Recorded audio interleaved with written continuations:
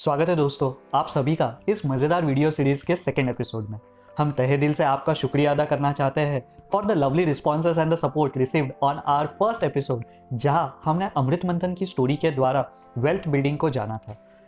अगर आप भी हमारे चैनल पे नए हैं या भारतीय संस्कृति से जुड़ी कहानियों के द्वारा मॉडर्न फिनेंस की कंसेप्ट को अनवाइंड करने में दिलचस्पी रखते हैं तो यह सब्सक्राइब का बटन हिट करना ना भूलें। दोस्तों, नारद जी ने रचा हुआ एक श्लोक है जो हमारे डेली रूटीन का तो हिस्सा है ही, बट आई एम श्योर आप में से भी बहुतों ने इसे सुना होगा। इस श्लोक की शुरुआत कुछ इस प्रकार है।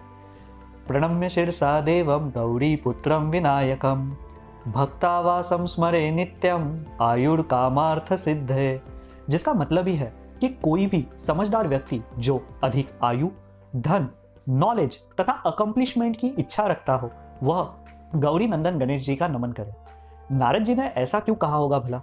इसका राज छुपा है गणपति बाप्पा के जन्म के कहानी में। यह कहानी आप सभी को मुंह जुबानी तो होगी ही, जहां पार्वती माता के बचे हुए चंदन और हल्दी से एक मूर्ति की स्थापना की गई थी, जिनमें प्राण प्रतिष्ठा होकर विनायक जी का जन्म हुआ था। इनका संघर्ष शिवजी के साथ होने के बाद उनका ओरिजिनल सर के जगह गजमुख को बैठा के वापिस से उनमें प्राण प्रतिष्ठा हुई थी। देखने के लिए तो यह स्टोरी काफी स्ट्रेट फॉरवर्ड लगती है, बट इसके विविध पहलू हैं, जहां इस स्टोरी के द्वारा और गणेश जी की प्रतिमा के रूप में हम एंटायर पोर्टफोलियो मैनेजमेंट को समझ सकते हैं। आइए इसे मिलके अनवाइंड करते हैं। गणेश जी का काम ही है अलग अलग विचारों को जोड़ना।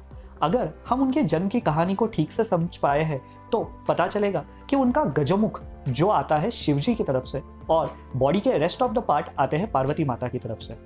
अगर गणपति बाप्पा की यह तस्वीर देखें तो हमें पता चलेगा कि उनकी दो पत्नियां थी, रिद्धि और सिद्धि। रिद्धि का संबंध था लक्ष्मी जी से और सिद्धि का संबंध दर्शाया जाता है सरस्वती से। थस हम बाप्पा को सिर्फ ज्ञान का ही नहीं बट ऐश्वर्य का भी संकेत मानते हैं। अगर गणेश जी का गजमुख देखें तो हमें पता चलेगा कि यह कोई ऐसे वैसे हाथी का सर नहीं था, यह था स्वर्ग के राजा इंद्र के ऐरावत हाथी का, जो हाथियों में सबसे ज्यादा डियर या यूं कहे तो मोस्ट एक्सपेंसिव हाथी का सर था। और अगर हाथियों की मेमोरी की बात कहे तो वो काफी स्ट्रांग होती है, जो सांकेतिक कनेक्शन है नॉलेज के साथ। बाप्पा का लंबा पेट है, जिसके वजह से हम उनको लंबोदर कह के भी बुलाते हैं। यह किसी साहूकार का जो दिन भर अपनी गद्दी पे बैठ के बिजनेस करता हो उनकी पेट की तरह, या किसी ब्राह्मण का जो दिन भर पूजा पाठ में वक्त बिताता हो उनकी पेट को रिसेंबल करता है। Thus again establishing a relationship between a wealth and a knowledge. इसी प्रकार तो पोर्टफोलियो भी बिल्ट और मैनेज किया जाता है, जहां different securities from variety of the asset classes post their assessment and consent evaluation के बाद एक साथ जोड़े जाते हैं, जिसका पर्पज ही होता है कि इन्वेस्टर्स को रिटर्न रूपी सुख प्राप्ति हो और विघ्न रूपी रिस्क रिडक्शन हो। एक बार कंस्ट्रेंट और ऑब्जेक्टिव सेट हो जाने के बाद बारी आती है पोर्टफोलियो फॉर्मुलेशन, स्ट्रैटेजी बिल्डिंग की और सिक्योरिटी एनालिसिस की, जो दर्शाता है गणपति बाप्पा के हाथ में धारण किए गए पाश और परश से। परश यानी x, intellectually it represents breaking down of the big problem into smaller one for better analysis, and पाश यानी एक धागा या स्ट्रिंग जिससे सारी जरूरी एलिमेंट्स को एक साथ बांधा जाए। एग्जैक्टली उसी तरह जहां एक बड़े से पोर्टफोलियो में टाइनी सिक्योरिटीज एक साथ बांधी जाती है to maximise return at a given level of a risk. उसके बाद बारी आती है पोर्टफोलियो एग्जीक्यूशन की, जो एक महमूद टास्क होता है, क्योंकि इन्वेस्टर को एक सिंगुलर सिक्योरिटी या असेट के परफॉर्मेंस पे नहीं बल्कि पूरे के पूरे पोर्टफोलियो को सक्सेसफुली ड्राइव करना होता है, मानो किसी हाथी को हाँकने जैसा। यहाँ काम में आता है गणेश जी के हाथ में धारण किया गया अंकुश, जो हाथी को चलाने के लिए औजार के फॉर्म में हेल्प करता है। देखा जाए तो बाप्पा के पेट पे एक नाक का घेरा भी होता है।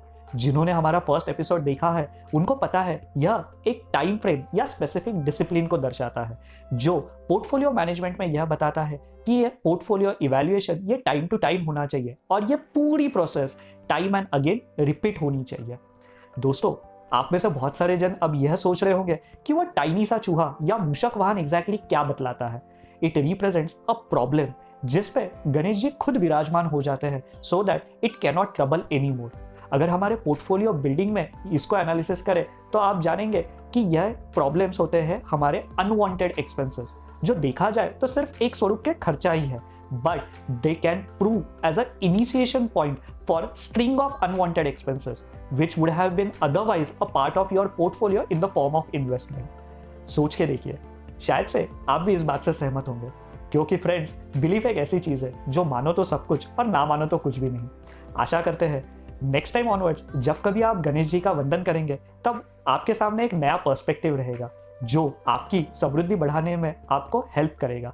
हम ऐसी ही कहानी को लेके आपसे मिलने अगले हफ्ते वापस मिलने आएंगे। Till then take care and thanks a lot for your time.